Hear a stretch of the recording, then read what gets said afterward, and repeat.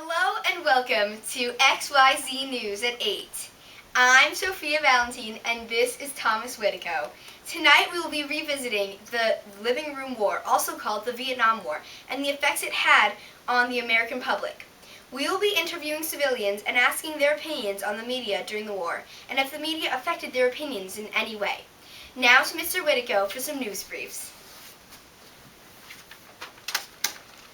In recent news, the U.S. President Gerald Ford signs the Federal Election Campaign Act. Ulrike Meinhof of the Red Army is found hanged in an apparent suicide in her prison cell. A train crash in Schneider kills 24 people. The first LAGEOS, Laser Geodynamic Satellite, was launched. Back to you, Sophia. Thank you, Thomas. The first person we will be interviewing is Mark Duracell. Good evening, Mr. Duracell. Mr. Duracell, how old were you when the Vietnam War began? I was 20 and I was in college. I see. And what was your original opinion before the media began to cover it? At first I was very supportive of the war, because I thought we were doing what was right, ending communism. And what were your thoughts after the broadcasts from Vietnam? I was a bit shocked, to be honest. Like that one report they did on the soldiers who burned the civilian huts for no reason. Yeah, that was awful.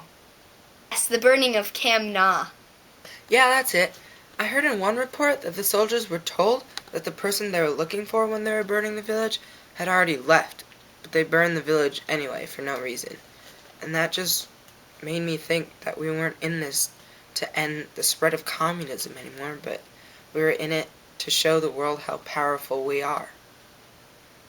Well, thank you for your time and your input on the matter. I'm glad I could help, but, I heard there was gonna be a buffet here. Yeah. Good afternoon, Mr. Beverly Johnson. It's Mr. V, ma'am. Today, I'm going to ask you a couple of questions about the media coverage during the Vietnam War. Is that all right? Why are you asking now? Didn't stop you squints from doing it during the war. Squints? Yeah, it's what we call you reporters who just stand there and squint into the lens and record us soldiers doing the real work. I see. So from that response, I'm guessing you weren't a big fan of the media covering the Vietnam War. No, I wasn't, and I'm still not. Can you tell us why you feel this way? Well, it's those damn reporters thought we lost the war in the first place. And how is that, Mr. Johnson? Well, when you squints decided to record everything we were doing and show it to the folks back home, we lost all our support.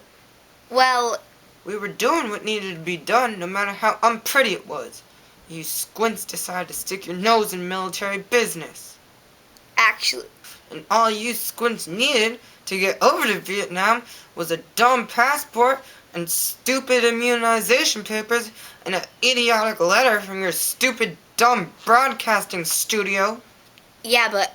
And we tried to keep you squints out of Nam, but you just wiggled your way back in. And when you did, we tried to censor what you were doing, but you found a way around that too.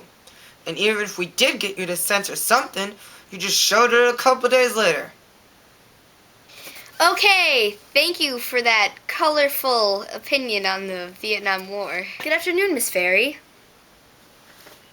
And the same to you, ma'am. I see. And what was your original opinion before the media began to cover it? Well, I wasn't a very big fan of the war to begin with. I like peace and stuff, you know?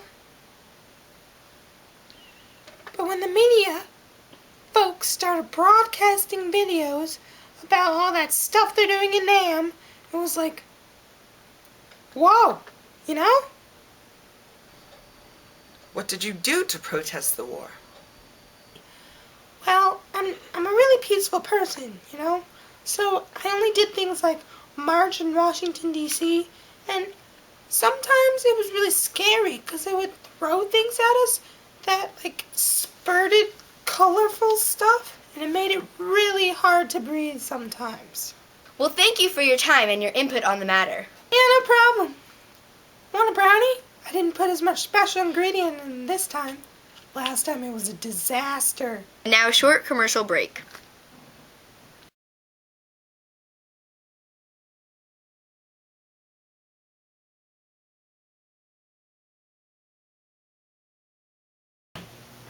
Hello and welcome back to XYZ News.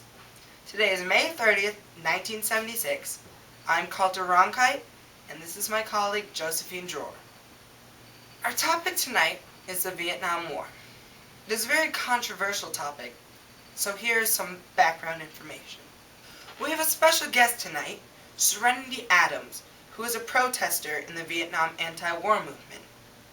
But before this interview takes place, here's Sophia with a news update. Thanks, Thomas.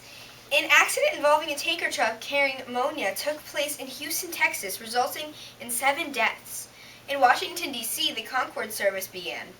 And in the United States, President Gerald Ford defeated challenger Ronald Reagan in 3 Republican presidential primaries, Kentucky, Tennessee, and Oregon. And in other news, Johnny Rutherford won the shortest race in event history to date in 102 laps during the Indianapolis 500-mile race. Now to Thomas with the interview. What were your reasons for protesting against the Vietnam War? I'm a pacifist and I'm against all wars, but especially the Vietnam War, because it's a civil war. And I believe that civil wars should be fought within themselves. You don't no country can come and interfere in a civil war. You know what I mean? What did you do to protest the war?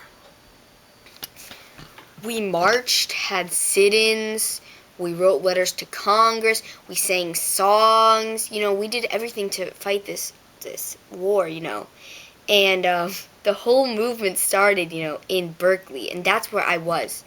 And it just circulated around Berkeley, and we were the most powerful, What did you think of Lyndon Johnson?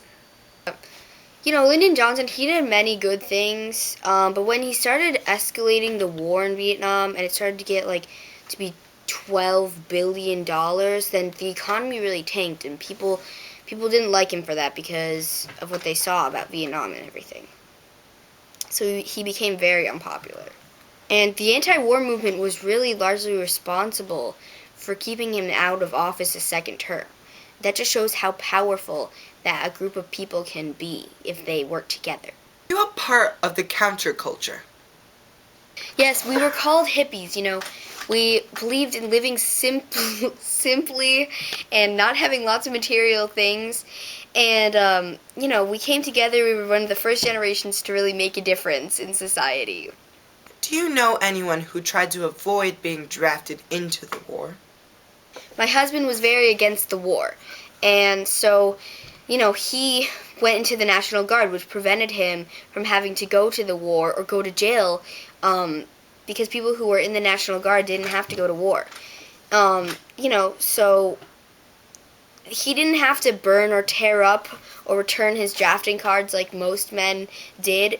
But without those men, then the movement wouldn't have gotten so much publicity, and it wouldn't have been any stronger, without them. What do you think the future generations will get from the anti-war movement? Okay. Future generations will hopefully get from this anti-war movement that if there's something that they don't like in society, they can change it. If there's violence against innocent people, they can stop it, Thank you for your time, Serenity. The pleasure was mine. I truly love talking about this part of my life because I feel like we all came together, me and my peers, and we made a difference in this world, and that's all that matters. That is something to be proud of. Thank you for watching this special broadcast while we look back on the Vietnam War and how the media affected it and the anti-war movement affected it. Thank you and good night. Connie will kill us.